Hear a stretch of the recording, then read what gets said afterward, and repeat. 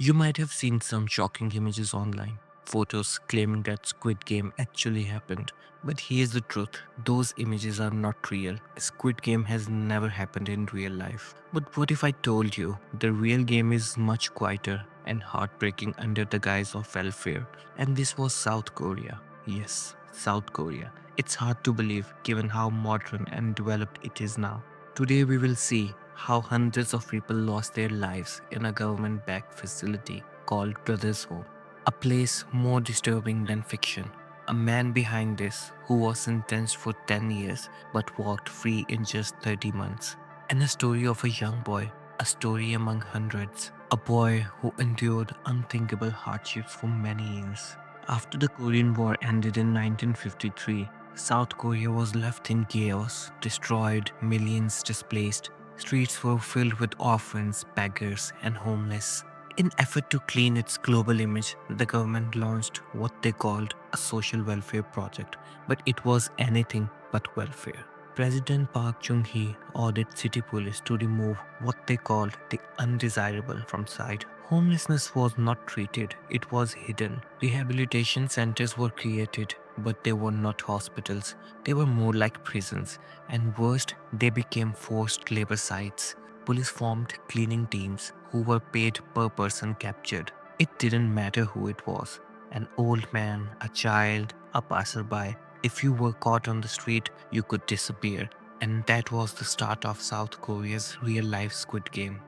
One such facility was named Brothers Home. It sounded harmless, even kind, but in reality, it was a terrible institution built on fear. Survivors recall how detainees were stripped, dressed in blue uniforms, and grouped into platoons. Each platoon had a leader, not a staff member, but a fellow prisoner, trained to control through aggression. Children as young as 8 were taken there.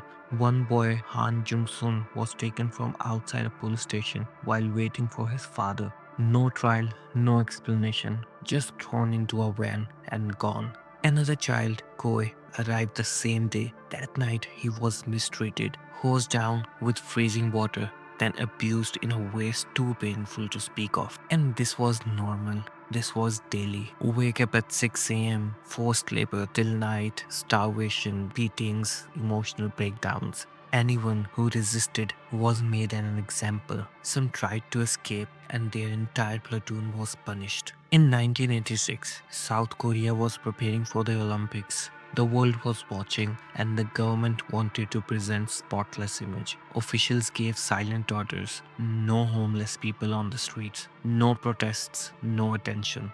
Brothers' Home was expanded to hold even more undesirables. But behind those concrete walls, a silent tragedy was unfolding. Hundreds of people lost their lives inside those camps, mostly unrecorded, buried in unnamed graves.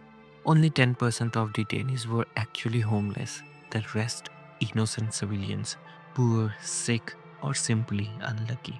Children were mistreated and women were harmed in a way that I can't even speak right now. The mentally ill were dragged and isolated in psychiatric wards until they either broke or didn't make it. The camp generated millions for the government through forced labor, from matchsticks to textile items exported with no trace of the suffering behind them. Everything could have remained hidden, buried under the silence and shame until one man decided to look closer. It was late 1986. A lawyer named Kim Yong-won was walking through a forest on the outskirts of Busan when he heard something strange, cries and shouting. He followed the sound and stumbled upon a group of men being mistreated by guards. These were not criminals. These were not convicts. Kim didn't turn away. The deeper he dug, the darker the truth became, and all trails led to the brothers' home. When he finally entered the facility through legal channels, what he found shocked even seasoned prosecutors. Rooms packed with children, elderly men locked up next to the mentally ill, people lined up for hours, hands blistered from forced labor. There were no records, no legal charges, just hundreds of people held against their will. And the worst part, it was all sanctioned by the system. Kim knew this wasn't just cruelty, it was a crime on a massive scale. He gathered evidence, recorded testimonies, risked his life speaking out against the people in power. And finally, In January 1987, he succeeded. A court-ordered raid was launched. Police stormed the facility and freed the people. The officials never shared the exact number. And what about justice? It never truly arrived. The man in charge, Park In-kyun, the camp's operator, was found guilty. He was sentenced to 10 years in prison, but through legal loopholes and influence, that sentence was cut to just 30 months. He walked free in under 3 years. And what about the survivors? The people who had been taken, caged, forced to work and broken, they received nothing. No formal apology, no government compensation, and no names placed on the forgotten graves of those who never made it out. Just silence and the trauma that never left. To this day, many of their stories remain undocumented. Their suffering was swept under the rug, and Kim Jong-won, he continued his fight, but the system he challenged was too big and too protected. If you have made it this far, take a pause, like the video, and consider subscribing to the channel so that you won't miss out any content. In the show, contestants enter in a secret arena. It's hidden, isolated, and controlled. In real life, the arena is much larger and much harder to escape.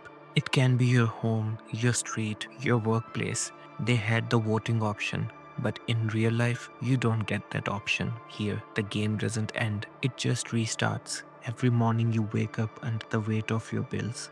The arena is a system you live in, the one where your survival depends on how much you can endure and how much you can win. The International Labour Organization reports that the millions of people are trapped in some form of modern day exploitation, including debt bondage, where individuals work for years just to repay an unending loan. According to the World Bank, over 700 million people live on less than $2.15 per day. In US, over 42 million Americans hold $1.7 trillion in student loan debt, a burden many never escape from, even into their retirement.